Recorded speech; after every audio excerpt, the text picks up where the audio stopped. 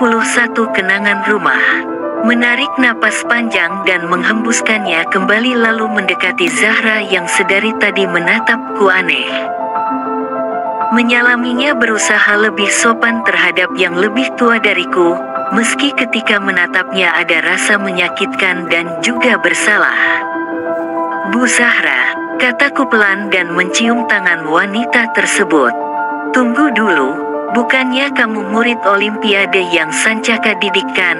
kata Zahra ketika melihat wajahku. Menganggukkan kepala dan tersenyum, mengiyakan perkataan Zahra. "Sedang apa malam-malam di sini?" tanya Zahar yang terlihat bingung, namun tatapan matanya seperti menaruh curiga padaku. Aku juga menjadi bingung mau berkata apa. Tidak mungkin aku berkata jujur mengenai aku yang tinggal di rumah ini. "Aku mengontrak di rumah ini," kataku secara terburu-buru, masih sedikit gemetar. "Tinggal di sini," katanya serta memperlihatkan mimik mukanya seperti orang kaget. "Iya, sebelumnya aku mencari-cari kos-kosan yang dekat dengan sekolah. Memang jarak rumahku ke sekolah lumayan jauh, namun karena tidak nemu kos-kosan kosong dan Pak Sancaka mendengar tentang masalah kupas latihan Olimpiade di sekolah, ia menawariku untuk mengontrak di rumah ini dengan bayaran murah," kataku mengarang cerita. Kulihat Zahra mengangguk-anggukan kepala dengan ekspresi wajah yang masih seperti kurang percaya, tapi Sancaka tidak memberitahuku. "Ya," katanya masih terlihat tegang. "Tapi sudahlah, lanjut," katanya singkat lalu tersenyum ramah ke arahku. Aku membalas senyum tersebut dan mulai merasa lega ketika Zahra mempercayai kata-kataku, meski masih terlihat ragu tapi sepertinya ia tidak begitu mempermasalahkan. "Mari masuk dulu Bu," tawarku dan membuka pintu. Setelah pintu terbuka, Zahra masuk ke dalam mengikutiku di belakang. Sampai di ruang tamu tepatnya di sofa, aku menyuruhnya untuk duduk sebentar dan aku ke belakang mengambil minuman dan juga makanan ringan di dapur. Jarak dapur yang dekat dan makanan sudah aku siapkan di dalam toples, sedangkan minuman yang kupunya hanya soda yang tadi siang baru dibeli di minimarket. Kembali membawa 1 toples kacang dan juga keripik singkong, lalu kembali ke kulkas sambil membawa 2 soda kaleng. "Silakan dimakan dan diminum, maaf hanya itu saja yang kupunya," kataku berbasa basi. "Enggak apa-apa, wajar anak kos, dulu aku juga begini," katanya sambil tersenyum ramah yang membuatku semakin tidak enak dengan wanita tersebut. Apalagi mengingat jika aku hanya simpanan dari suaminya.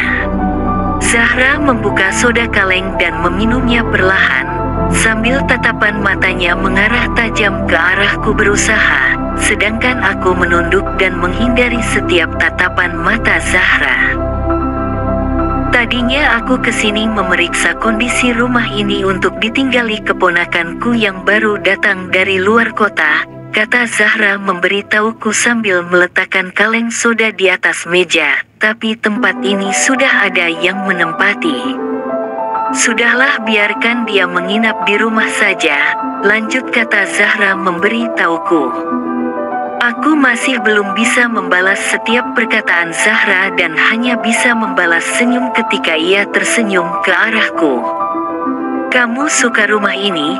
tanya Zahra menatapku dan terlihat senyum ramah seperti biasanya. "Suka," kataku diakhiri dengan senyum seperti awal yang lebih terlihat dibuat-buat. Sejujurnya aku juga lebih menyukai rumah ini dibandingkan rumah yang sekarang aku tinggali. Meski kecil tapi banyak kenangan di rumah ini. Melihat gaya bicara Zahra seperti tengah menerawang-neruang kenangannya tersebut.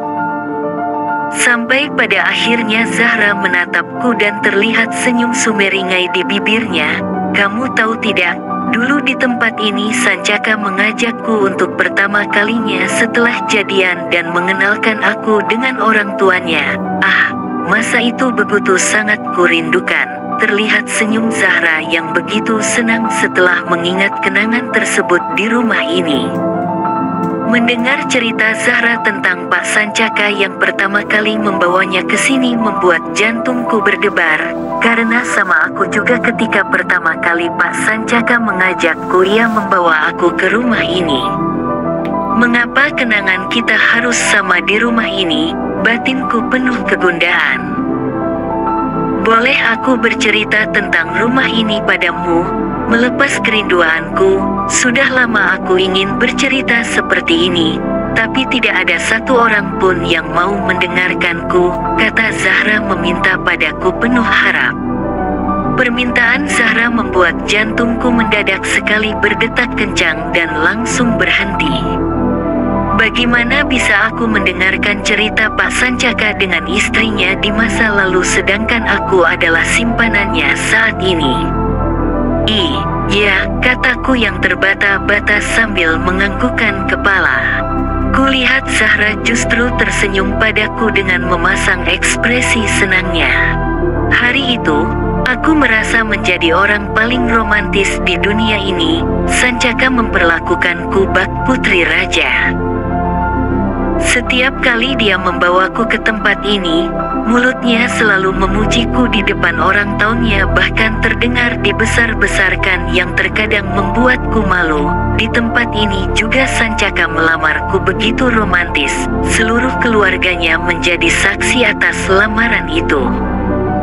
Cincin yang ia berikan bukan cincin biasa, cincin yang terbilang mahal dan kejutan yang membuatku semakin jatuh cinta padanya, kata Zahra lalu tersenyum lebar sambil menerawang atap rumah.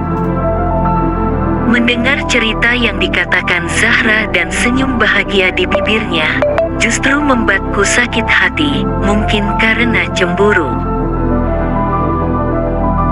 Sancaka memang lelaki langka di dunia ini. Dia begitu baik padaku dan di setiap harinya selalu ada kejutan yang tidak pernah aku duga. Di hari 1 tahun pernikahanku dengannya, Sancaka membuat kejutan yang tidak pernah aku duga. Ia membelikanku rumah yang saat ini kami tinggali. Aku rindu hari itu.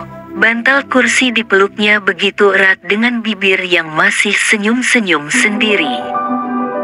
Hatiku semakin sakit setiap kali mendengar kebahagiaan mereka berdua. Aku sangat cemburu pada Zahra yang diperlakukan begitu istimewa oleh Pak Sancaka. Kenapa aku terlahir begitu telat, sehingga harus Zahra yang mendapatkan Pak Sancaka terlebih dahulu?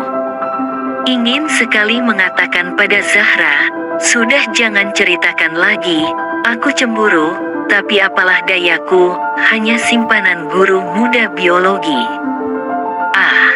Sudah larut malam, sepertinya aku terlalu banyak bercerita dan sepertinya kamu juga mengantukkan, kata Zahra menatapku dengan senyum ramahnya seperti biasa.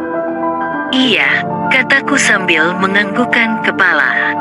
Kalau gitu, aku pulang ya, kata Zahra dan langsung berdiri dari duduknya berjalan ke arah pintu.